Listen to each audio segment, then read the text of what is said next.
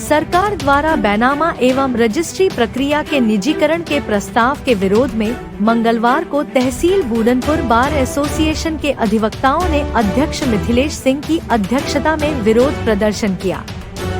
अधिवक्ताओं ने इस निर्णय को जन विरोधी बताते हुए राज्यपाल को संबोधित एक ज्ञापन तहसील प्रशासन के माध्यम से प्रेषित किया। विरोध प्रदर्शन के दौरान अधिवक्ताओं ने कहा कि सरकार रोजगार के नए अवसर सृजित करने के बजाय वर्षों से बैनामा एवं रजिस्ट्री कार्य से जुड़े लोगों के रोजगार पर संकट खड़ा कर रही है। अधिवक्ताओं का कहना था कि यदि बैनामा और रजिस्ट्री का निजीकरण किया जाता है तो अधिवक्ता समाज के साथ साथ दस्तावेज लेखक एवं इस कार्य से जुड़े हजारों परिवार भुखमरी की कगार पर पहुंच जाएंगे। अधिवक्ताओं ने मांग की कि सरकार निजीकरण के प्रस्ताव को तत्काल वापस लेकर अधिवक्ताओं एवं दस्तावेज लेखकों के हितों की रक्षा करे। प्रदर्शन के बाद अधिवक्ताओं ने अपनी मांगों से संबंधित ज्ञापन प्रशासन को सौंपा। इस अवसर पर मंत्री जगत नारायण तिवारी, पूर्व अध्यक्ष ओम प्रकाश लाल श्रीवास्तव, प्रवीण सिंह, सूर्य प्रकाश यादव, योगेंद्र यादव, राम विनय यादव, बलराम यादव, शीतला प्रसाद चौबे सहित बड़ी संख्या में अधिवक्ता मौजूद रहे। वास्तव एडवोकेट, पूर्व अध्यक्ष तहसील बार एसोसिएशन बूढ़नपुर आजमगढ़। आज आप लोगों ने रजिस्ट्री विभाग का बहिष्कार किया, क्या कारण है? सरकार की नीयत और नीति दोनों गड़बड़ है। सरकार चाहती है कि बेरोजगार और बेरोजगार बनते जाएं, उसी की कड़ी में यह सरकार का कदम है। जैसे रजिस्ट्री ऑफिस में स्टाम्प वेंडर काम करते हैं, ओसी का नवीस काम करते हैं, तमाम अधिवक्ता साथी जुड़े हैं, उनकी रोजी रोटी पर कुठाराघात है और इसका हम भरपूर सरकार चाहती है अब प्राइवेट लाइसेंस धारी को किसी संस्था को प्राइवेट रूप में नियुक्त करके सारे लोगों की रोजी रोटी छीन करके कंप्यूटराइज तरीके से सब रजिस्ट्री कराना चाहती है और उसका हम भरपूर विरोध करते हैं, क्योंकि बैनामा लेखक अधिवक्ता इस पेशे से जुड़े हैं, उनकी रोजी रोटी बाधित हो रही है। सरकार एक संस्था को, एक प्राइवेट कुछ लोगों को लाभ देने की नीयत से सारे राजकीय कार्य बाधित करना चाहती है, जिसका हम भरपूर विरोध करते हैं।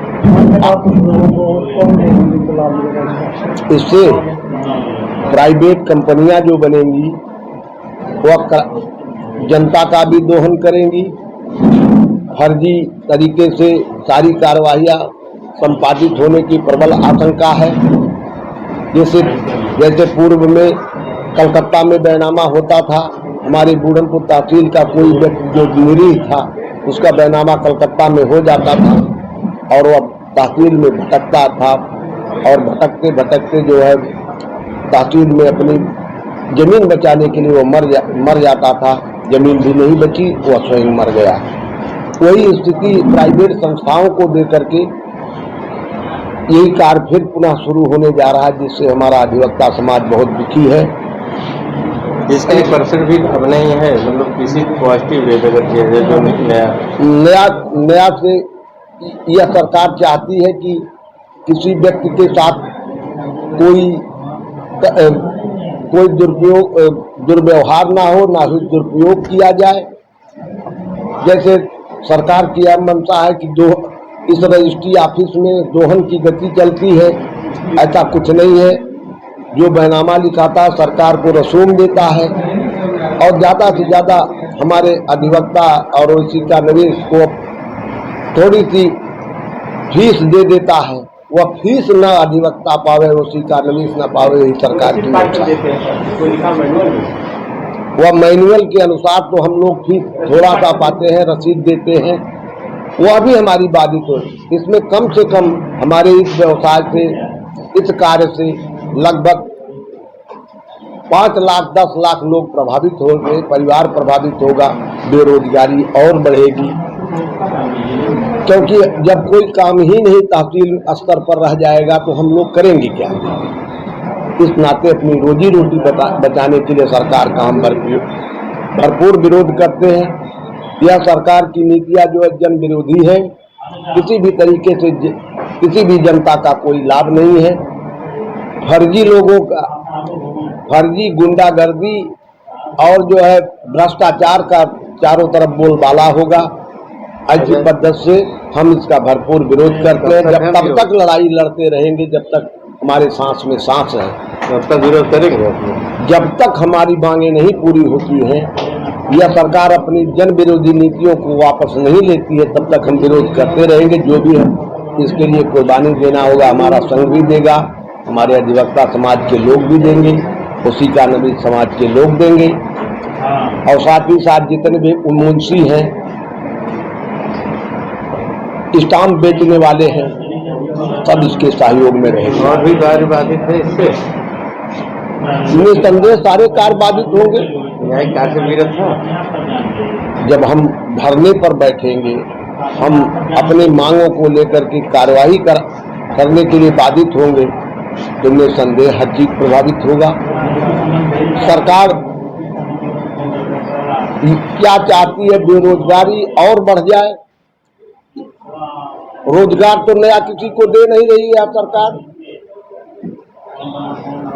जो भी वैकेंसी निकल रही है, कहीं पता चलता हुआ जो है भ्रष्टाचार का जो है, कहीं पेपर लीक हो जाता है, कहीं भ्रष्टाचार की बलि चढ़ जाती है वैकेंसी। अब क्या बताऊं, सरकार का मैं विरोधी नहीं था, मैं भी, लेकिन इनकी नीतियों से अब भय लगने लग रहा है कि क्या आखिर में सरकार चाहती है बेरोजगारी और बढ़ जाए। मानता हूं कि हम लोगों की उम्र धीरे धीरे 65 के पार होने जा रही है, लेकिन आने वाले भविष्य के अधिवक्ता, आने वाली हमारी नस्ल जो जूनियर अधिवक्ता है, जो जूनियर स्टाम्प वेंडर है, जो जूनियर वसीका नवीस है, वह क्या करेंगे? क्या उनकी जरूरत है? आपने एक अपने दक्षिण समय में एक आपने वादा किया जूनियर अधिवक्ताओं को कुछ मानदेय देने की बात आपने। हाँ, यह भी आपकी बात सही है। मैंने यह अपने भाषण में कहा था कि मैं अपने जूनियर अधिवक्ताओं के लिए स्टाइपेंड के लिए bar council of Uttar Pradesh और शासन से लड़ाई लड़ूंगा। हमने अपने कार्य समय में उत्तर प्रदेश बार काउंसिल आप में जो है आह्वान किया, तमाम सदस्यों से बात की, उस पर भी चर्चाएं चल रही हैं, उस पर भी चर्चा पर चर्चा हो रही, शासन तक चिट्ठी लिखी गई है।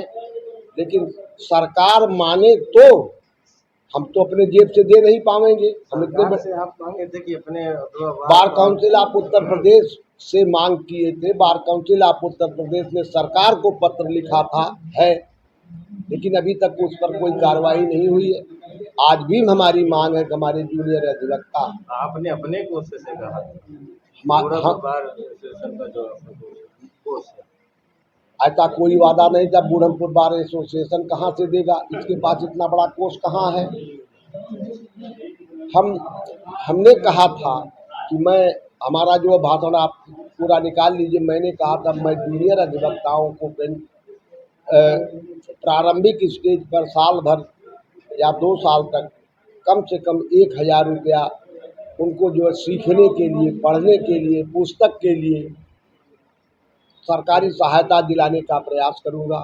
वह हमने पत्र लिखा, वह उस पर कार्रवाई हुई, ऐसा और कार्रवाई चल भी रही है। Bar council of Uttar Pradesh से निसंदेह हमारी लड़ाई हुआ जो है जूनियर अधिवक्ताओं की सफल होगी। साथ ही साथ मैं इस सरकार से यह मांग करता हूं कि जो भी हमारे अधिवक्ता, हमारे स्टाम्प वेंडर, हमारे वसीका नवीस भाइयों के लिए जो यह परिकल्पना आप लेकर के आए हैं कि प्राइवेट संस्था को दे दिया जाए, और प्राइवेट संस्था जो है सब कार्य करें कंप्यूटराइज तरीके से, वो उसको निसंदेह वापस ले, जिससे हमारी जो है मांग पूरी हो। इसी के साथ मैं अपनी वाणी को विराम। जय हिंद, जय अधिवक्ता।